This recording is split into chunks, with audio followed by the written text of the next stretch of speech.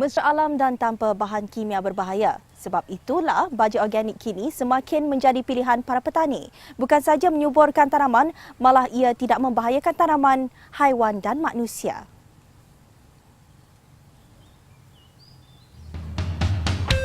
Kampung kita, kampung kita, kampung kita, kampung kita.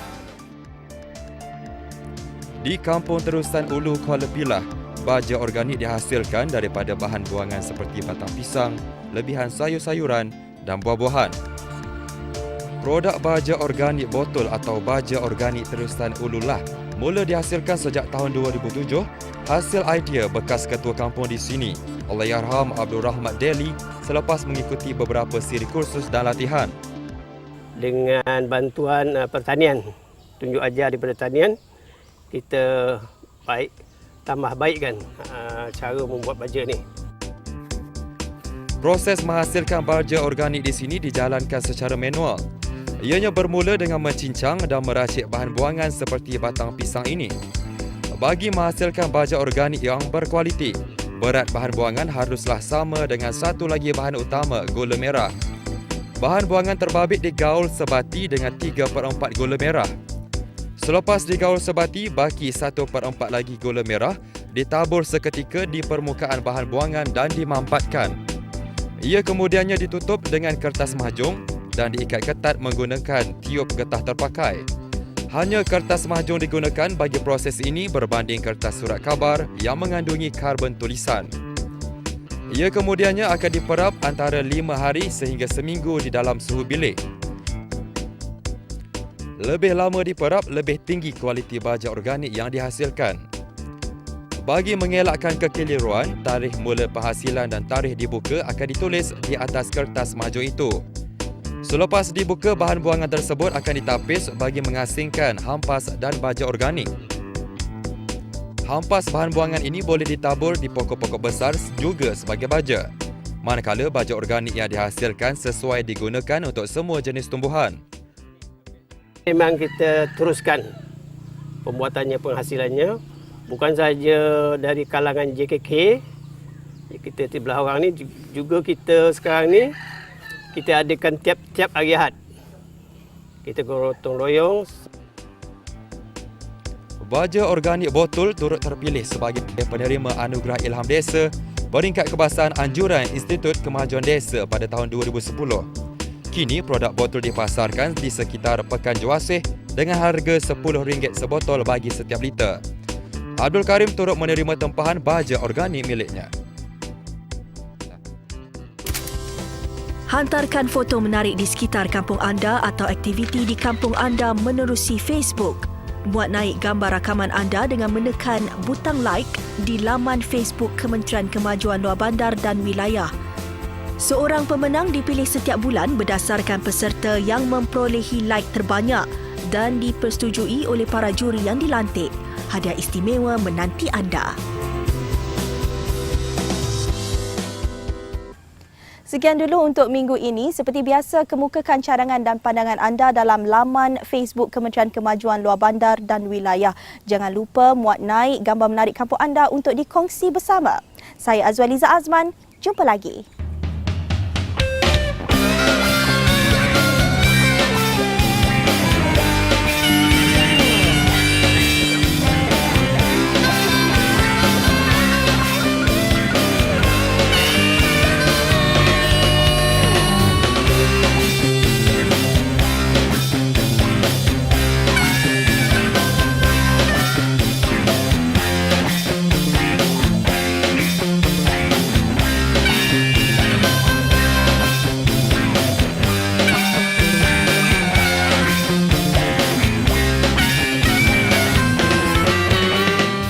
Kampung kita itu tadi dibawakan oleh Kementerian Kemajuan Luar Bandar dan Wilayah.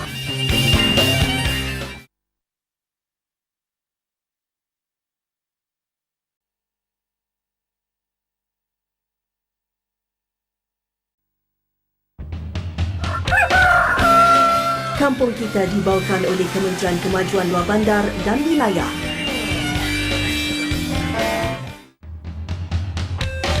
Kampung kita, kampung kita, kampung kita, kampung kita, kampung kita, kampung kita.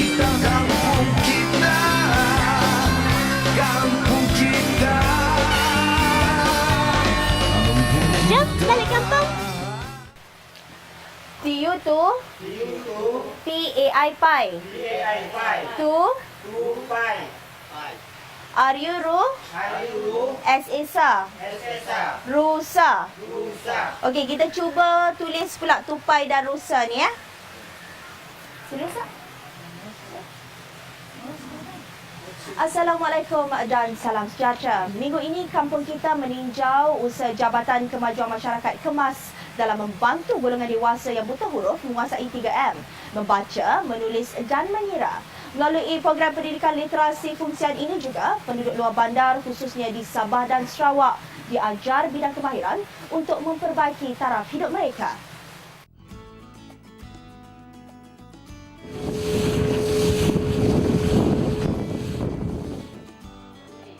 Ilmu tidak mengenal usia, malahan ilmu jugalah yang dapat menjadikan seseorang itu berjaya dalam hidup. Menyedari hakikat itu, Jabatan Kemajuan Masyarakat Malaysia KEMAS terus berusaha memberi tumpuan bagi memperkasa keupayaan potensi masyarakat luar bandar dalam pelbagai aspek kehidupan. Antaranya program literasi dewasa atau Literacy Education for Adult Skills, LEADS, diwujudkan dengan matlamat menyampaikan pendidikan literasi kepada golongan dewasa di kawasan yang belum menerima pendidikan atau ringkasnya Reaching the Unreached. LEADS bukanlah baru bagi KEMAS, tetapi ia telah dilaksanakan jabatan itu sejak diwujudkan pada tahun 1961 di bawah program Kelas Pendidikan Dewasa. Tujuannya membasmi masalah buta huruf yang begitu meruncing sehinggakan ketika itu dianggarkan 80% penduduk luar bandar masih tidak mengenal abjad. Kemudian daripada kelas dewasa, ia dilanjutkan kepada rancangan pedoman tugas yang bermatlamat sama bagi membasmi buta huruf melalui konsep 3M, menulis, membaca dan mengira. Pada 1984, ia beralih kepada pendidikan literasi fungsian PLF yang memberi peluang golongan dewasa, belia dan remaja yang tercicir daripada pendidikan formal menimba pengetahuan. Pendekatan santai digunakan dengan skop pembelajaran merangkumi aspek kehidupan keluarga, kesihatan, ekonomi dan kesedaran sivik untuk amalan kehidupan harian. Tugas utama KEMAS itu adalah membasmikan buta huruf. Tapi apabila kita telah semakin maju, peranan itu masih dikekalkan peranan yang lama, tapi kita juga mencorak ataupun mengorek langkah yang lebih baru, iaitu kita mendedahkan anak-anak kita kepada pendidikan lebih awal, dan kita harap kita tidak akan ketinggalan. Walaupun kita di luar bandar, kita tidak akan ketinggalan dengan kemajuan di bandar dari segi pendidikan. Usaha KEMAS bukan saja mampu membasmi buta huruf, tetapi memudahkan maklumat dan ilmu pengetahuan disebarkan kepada penduduk yang selama ini agak ketinggalan di pedalaman. Kini kadar celik huruf golongan dewasa yang berumur 15 tahun ke atas adalah 92.3% pada 2007. Ia meningkat kepada 96% pada 2012. Pada 2015, Malaysia dijangka mencapai sifar buta huruf. Kajian telah kita buat terhadap pelatih-pelatih ataupun kurangasasar yang mengikuti kelas LEADS, di mana hasil kajian yang kita buat didapati untuk membaca sebanyak 72% peningkatannya. Sasaran kita itu 50% saja, tetapi atas usaha guru-guru yang kita latih untuk mengajar penduduk kurangasasar tersebut, kita dapati hasilnya memberansangkan, iaitu 72% yang di tahap sederhana dan baik. Manakala yang lemah ni hanya dalam 28%. Jadi itu pun mereka sebenarnya kenal, boleh membaca untuk suku kata dan sebagainya. Manakala untuk menulis, dapati data menunjukkan pencapaian lebih baik, iaitu 86% yang peringkat sederhana dan baik. Manakala yang lemah hanya 14% saja. Dan hasilnya kita dapati wujud satu keyakinan pada diri orang kampung ni yang belajar ni, dari segi berurusan dalam urus niaga hasil pertanian mereka. Mereka lebih yakin. Mereka dah kena huruf, mereka diajar juga untuk kiraan mudah. tolak-tolak. Jadi dalam urusan perniagaan mereka lebih yakin untuk tidak tertipu dengan orang tengah. Bagi peserta kelas dewasa di Pulau Bait dan Sungai Gading pula di daerah Sempurna Sabah ini, keinginan yang tinggi untuk menjadi insan berilmu mendorong mereka kembali ke sekolah untuk belajar semula. Salah seorang peserta berkata dia mahu melihat anak-anaknya berjaya dalam pelajaran dan masalah buta huruf yang dihadapinya sebelum ini mempataskannya memantau perkembangan pelajaran mereka. Tujuan saya ikut belajar membaca dalam kelas ini supaya saya mengenal huruf, pandai membaca, dan mengira untuk saya mengajar anak-anak saya. Mau saya akan ajak anak, kan, ajar cucu di rumah kan. Pembelajaran dan pengajaran oleh Jabatan Kemas ini, syukur alhamdulillah masyarakat kita di sini walaupun terpincil jauh di pulau, syukur alhamdulillah dapat mengerti, melihat dan boleh juga sedikit sebanyak membaca dalam pembelajaran yang dianjurkan oleh Jabatan Kemas inilah. Tujuan kita supaya mereka berdiri di atas kaki sendiri, berusaha berdaya saing dengan jabatan-jabatan termasuk yang lain juga lah. Komited membangunkan bidang pendidikan ini, Kemas bakal menambah 28 lagi kelas umpama ini, merangkumi 12 kelas di Sabah dan 16 di Sarawak.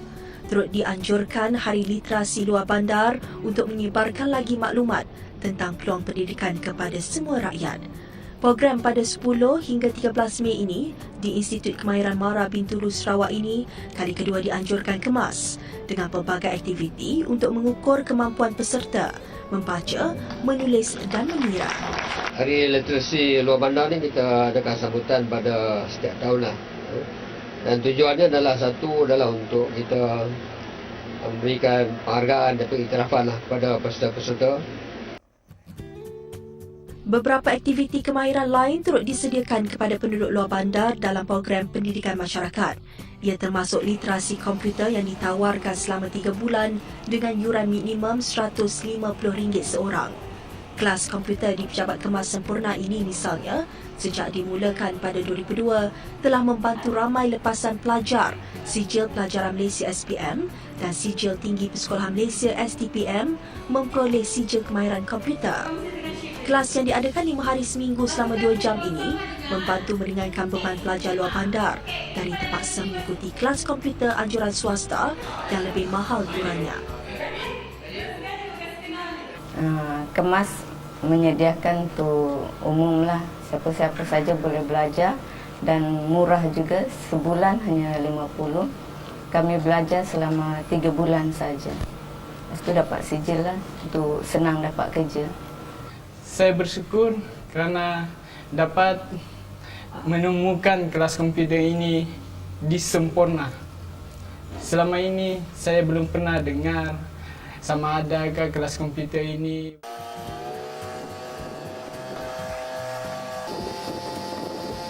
Memberi penekanan kepada pembangunan modal insan supaya masyarakat luar bandar mampu bersaing dengan persekitaran yang semakin berkembang, mendorong Kemas menganjurkan kelas pendidikan kemahiran jahitan. Nyata ia memberi manfaat terutamanya kepada golongan wanita dalam memupuk budaya niaga. Seperti di Kampung Gelam, Pulau Bumbum dekat Sempurna Sabah ini, kelas jahitan ini mendapat sambutan kerana kesedaran diri untuk menambah pendapatan keluarga. Kelas percuma ini mengajar peserta kemahiran pengendalian mesin, lakaran fashion, pola dan pelbagai jenis dan teknik jahitan. Saya berminat dalam kelas kursus bidang jahit-menjahit kerana ingin menambah pengalaman dan kemahiran. Ya, Alhamdulillah bagus saya tengok. Dulu saya tak pandai jahit apa-apa pun. Sekarang Alhamdulillah saya boleh siapkan baju sekolah anak saya dalam tahun ini.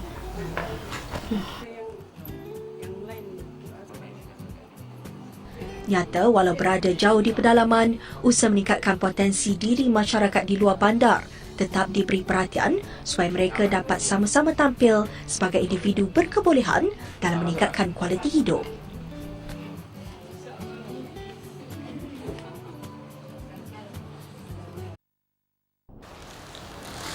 Mengusahakan produk berasaskan makanan bukanlah semudah yang disangka tanpa pengalaman dan peralatan yang sempurna. Namun ia bukan penghalang untuk Borneo Food Industries tampil sebagai pengeluar produk halal.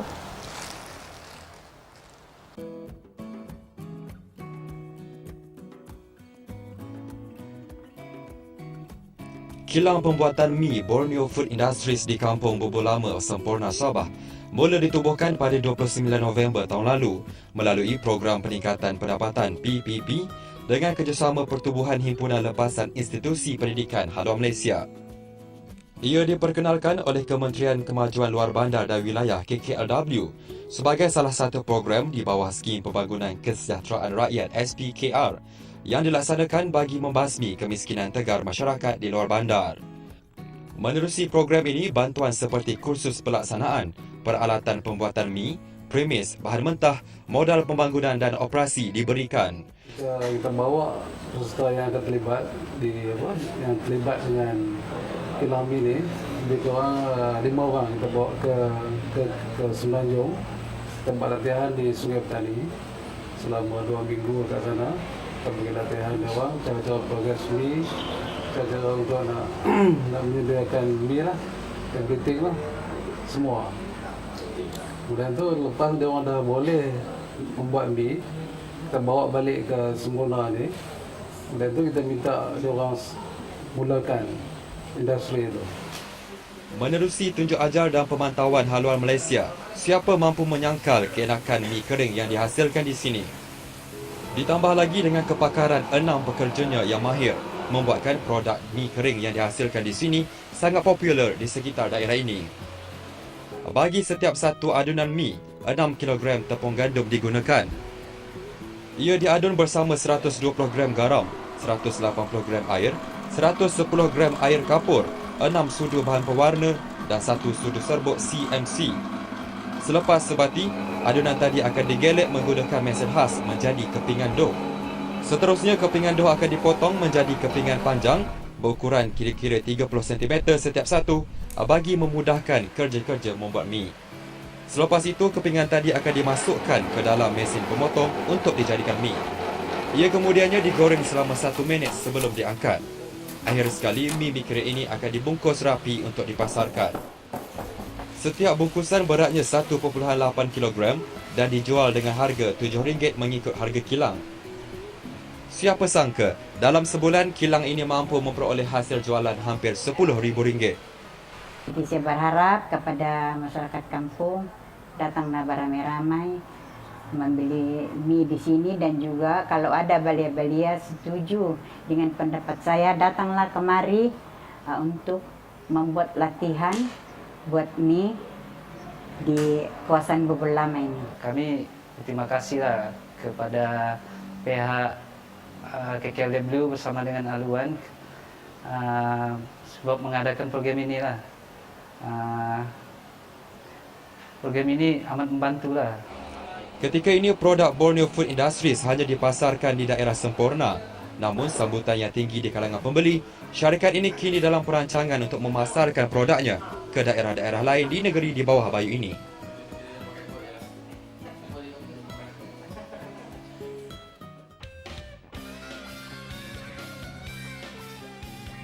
Let us next remember in the fight for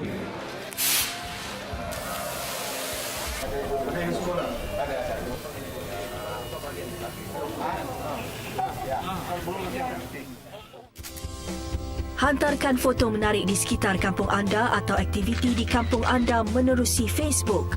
Buat naik gambar rakaman anda dengan menekan butang like di laman Facebook Kementerian Kemajuan Luar Bandar dan Wilayah. Seorang pemenang dipilih setiap bulan berdasarkan peserta yang memperolehi like terbanyak dan dipersetujui oleh para juri yang dilantik. Hadiah istimewa menanti anda.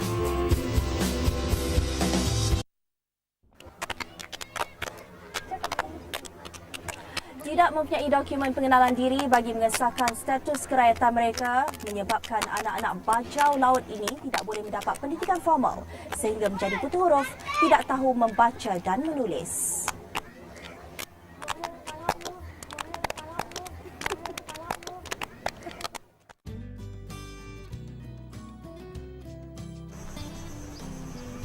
Semporna, sebuah pekan kecil kira-kira 50 km dari Tawau.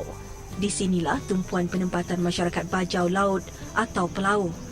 Kedudukan daerah ini yang mempunyai banyak pulau kecil dan jauh daripada tanah besar membolehkan banyak perkampungan atas air wujud di sini. Antaranya Kampung Kuna. Di kampung ini dianggarkan lebih 300 kanak-kanak hidup bebas berlari di atas jambatan kayu ini yang menjadi penghubung rumah masing-masing. Malangnya majoriti anak-anak ini dikatakan tercicir daripada pendidikan arus perdana. Puncanya, kelahiran mereka tidak didaftarkan. Jika diterima belajar sekalipun, bayaran tinggi dikenakan kerana status mereka yang dianggap bukan rakyat tempatan.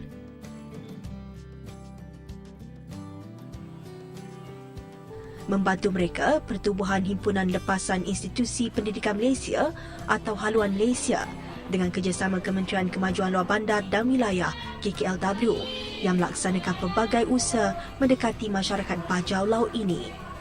Paling signifikan, menyediakan kemudahan pendidikan termasuk membina sekolah meskipun dalam kapasiti yang terhad. Geran yang diperuntukkan KKLW membolehkan bantuan disalurkan secara langsung dan tersusun melalui program kendalian haluan Malaysia ini. Bagi masyarakat bajau ni, mengikut suasana yang dibuat oleh pihak haluan, mereka memerlukan pendidikan. Kerana masih ramai lagi kanak-kanak orang bajau ni yang ketinggalan dari segi pelajaran. Maksudnya dia orang tidak pergi ke sekolah biasa. Anak-anak bajau laut ni anak-anak yang berpotensi. Kerana mereka boleh berkomunikasi, mereka boleh berinteraksi dan mereka boleh bercakap dengan masyarakat luar dan masyarakat biasa. Kan daripada situ timbullah kesedaran di kalangan kami ni, Haluan Malaysia dengan kerjasama KKW, kita cuba maknanya supaya mereka ni mendapat pembelaan. Kelas Bimbingan Insan Pusat Pembangunan Modal Insan di Kuna dekat Semporna Sabah ini mula ditubuhkan pada 16 September tahun lalu. Objektifnya bagi memberi pendidikan asas 3M, membaca, mengira dan menulis serta mengajar Al-Quran dan Fardu Ain secara percuma. Ia antara inisiatif Haluan Malaysia dalam membantu membangunkan aspek rohani, jasmani dan intelektual anak-anak ini agar mampu berdikari menjadi insan berguna di masa hadapan. Mendekati mereka, jelas kesungguhan terpancar di wajah anak-anak ini yang berusaha melengkapkan diri dengan ilmu pengetahuan. Ada yang sudah berusia 12 tahun tetapi masih tidak mengenal abjad. Namun ia bukan penghalang untuk mengejar ilmu asalkan ada semangat untuk mendapat pendidikan sempurna. Agar satu hari kelak, mereka boleh mengeluarkan keluarga masing-masing daripada kesempitan hidup. Suka pergi sekolah, saya sayang guru-guru saya. Suka di sini, saya mau belajar. Dan saya tinggal di Pundak 3 dan saya adalah pelaut bajau. Dan saya suka belajar di sini. Ketika sekolah ini dibuka, hanya ada 15 pelajar. Kini belum pun setahun beroperasi, sudah 229 pelajar menyertainya. Bukan mudah untuk menarik minat dan kepercayaan ibu bapa pelajar untuk menghantar anak masing-masing ke sini. Namun usaha tanpa jemu Haluan Malaysia mendekati ibu bapa anak-anak ini selain memberi kesedaran pentingnya hidup berilmu kepada mereka, sekolah ini kini terpaksa beroperasi dalam 2 sesi pagi dan petang. Adanya program makanan tambahan membolehkan anak-anak ini menikmati makanan percuma sekaligus mengatasi masalah kekurangan zat makanan di kalangan pelajar. Pengangkutan juga disediakan untuk memudahkan anak-anak ini pergi dan pulang ke sekolah. Bagi guru-guru di sini, imbuhan mengajar tidaklah seberapa. Ditambah dengan suasana pembelajaran dan pengajaran yang serba kekurangan. Namun tanggungjawab untuk memastikan jiwa anak-anak ini lengkap dengan ilmu rohani dan jasmani ibarat satu perjuangan yang tiada noktah. Pengorbanan mereka terbalas apabila melihat anak-anak ini kini mampu mendapat hak pendidikan yang selama ini tidak pernah diimpikan. Potensi murid-murid di sini berbanding dengan murid-murid lain memang besar potensinya sebab mereka ni masyarakat asli mempunyai jiwa yang bersih. Cuma sebelum ini mereka telah ketinggalan dari segi pembelajaran. Jadi memang potensinya lebih menggalakkanlah. Kalau ada yang bagi dorongan kepada mereka. Secara peribadinya apa yang saya lihat memang sebenarnya amat tinggi. Sebab mereka satu ditambah dengan semangat dan kemahuan yang tinggi pada diri pelajar itu sendiri kan. Sebab bila kita perhatikan memang suasana sekarang ni memang maksudnya bila tidak belajar tu terlalu pelik kan. Bila ada pelajar yang tidak sekolah tu memang terlalu pelik. Jadi bila mereka dapat peluang untuk belajar ni memang mereka menggunakan peluang untuk belajar tu sepenuhnya lah. Mereka memang segala kudrat mereka memang mereka berusaha bersungguh-sungguh untuk mempelajari apa yang diajarkanlah kepada mereka. Memang benarlah mana anak-anak ni tidak didaftarkan. Jadi apabila kita berhasrat bahawa dengan mereka masuk ke sekolah kita ni, kita berusaha dengan pihak kerajaan, bantuan pihak kerajaan untuk mendaftarkan mereka. Aspek mananya aspek pengenalan mereka, dan kita yakin bahawa mereka ni boleh diterima di sekolah kerana persediaan-persediaan yang kita beri. Bagi yang ingin menyumbang, boleh menghubungi Haluan Malaysia di alamat tertera. Paparan tadi memberi gambaran jelas isu pendidikan tidak pernah dipandang ringan, sebaliknya terus dijadikan agenda utama Kementerian Kemajuan Luar Bandar dan Wilayah dalam memastikan semua lapisan masyarakat mendapat peluang pendidikan. Sekian Kampung Kita untuk minggu ini. Jangan lupa kirimkan foto menarik kampung anda untuk dikongsi bersama. Jumpa lagi.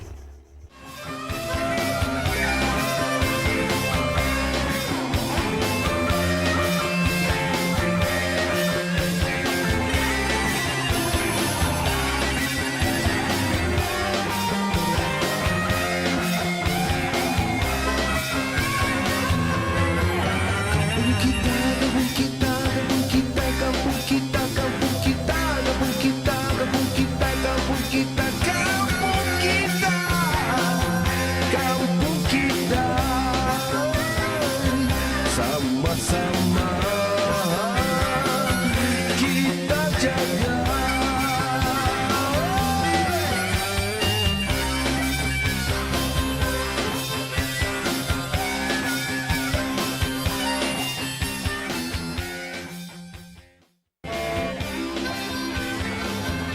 Kampung Kita itu tadi dibawakan oleh Kementerian Kemajuan Luar Bandar dan Wilayah.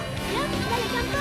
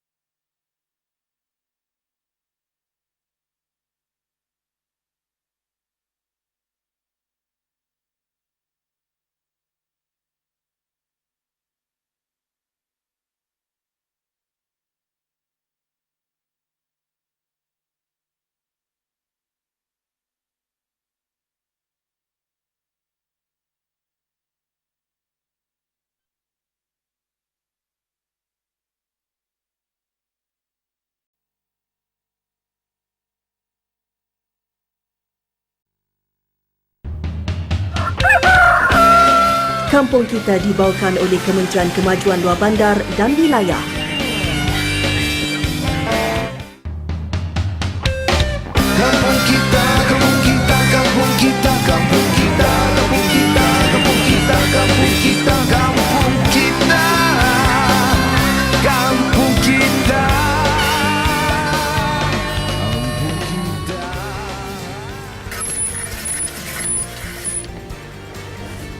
Assalamualaikum dan salam sejahtera sekali lagi bersama saya Azwaliza Azman dalam Kampung Kita. Ramai usahawan kecil berdepan pelbagai masalah dalam mengembangkan perusahaan mereka. Salah satu yang paling besar ialah kekangan keuangan.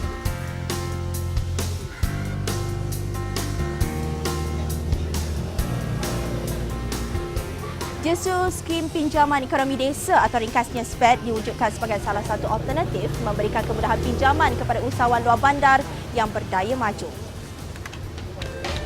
Kampung kita, kampung kita, kampung kita, kampung kita, kampung kita, kampung kita, kampung kita, kampung kita.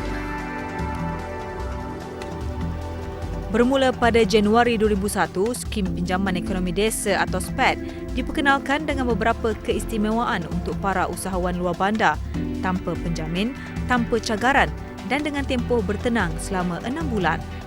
Semuanya bertujuan melahirkan lebih ramai usahawan yang berdaya maju di luar bandar dalam pelbagai sektor, antaranya pembuatan, perkhidmatan, pertanian, termasuk penternakan dan perikanan dan pelancongan desa.